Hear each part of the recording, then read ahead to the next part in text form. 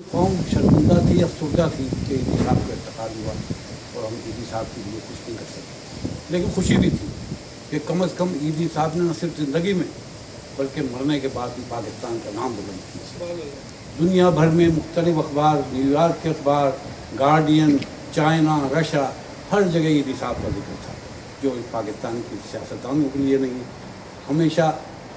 دنیا کو معلوم ہوا کہ پاکستان میں ایسے لوگ بھی ہیں جو یتیموں اور مسکینوں کی مدد کرتے ہیں،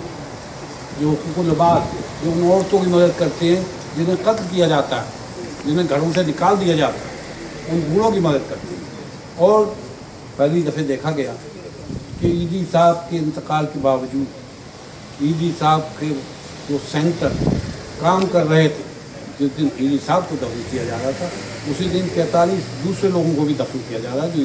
عیدی صاحب نے پاکستان میں ان لوگوں کے لیے جن کے پاس دفن ہونے کا پیسہ نہیں تھا ان کو دفن کرتے تھے، جن کے پاس اسپتال جانے کا پیسہ نہیں تھا ان کو اسپتال لے جاتے تھے۔ ایمبولینس پاکستان میں جب میں آیا اس ملک سے 60s میں کوئی ایمبولینس نہیں ہوتی، جو حکومت کا فائر بریگیڈ بہت کم تھی، عیدی صاحب نے ایمبولینس تھی اور رسید گنیز بک آف ریکارڈ میں ان کا نام تھا۔ تو آج ہمیں سوچ کے ساتھ فخر بھی ہونا چاہیے کہ عیدی صاحب پیکر انسانیت تھے، وہ بڑے زبردست مسلمان تھے لیکن سیکولر مسلمان تھے۔ ایک گیتا بھی روئی ان کے لیے، اور بچے جو بڑے ہوئے ہیں آج جو میں ٹی وی پہ دیکھ رہا تھا وہ بھی رو رہے تھے۔ پاکستان یتیم ہو گیا، نہ صرف یتیم ہو گئے لیکن پاکستان یتیم ہو گیا۔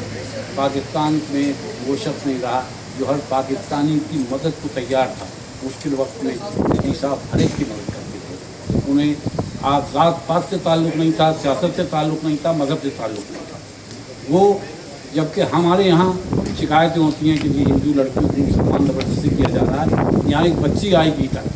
جو جب چاہتی مسلمان ہو سکتی، چھوٹی سی تھی، اور عیدی صاحب اس سے کہتے تھے یہ انڈیا میں بڑے خراب لوگ ہیں، تجھے انڈیا والے پسند، انہوں نے کہا بچی کو میں زبردستی مسلمان نہیں بناؤں گا، اس بچی کو اسی کی تہذیب میں اٹھاؤں گا بڑی ہو کے جو چاہے گی۔ اور اس لیے آج انڈیا کے وزیر خارجہ بھی عیدی صاحب کو اسی طرح یاد کر رہے ہیں جس طرح کے پاکستان میں وہ ہندوؤں کا بھی لیڈر تھا، مسلمانوں کا بھی لیڈر تھا، عیسائیوں کا۔ یہ پاکستان میں اگر کوئی شخص، جسے علامہ اقبال نے کہا ہزاروں سال نرگس اپنی بہنوزی پہ روتی ہے، بڑی مشکل سے پر ہوتا ہے چمن میں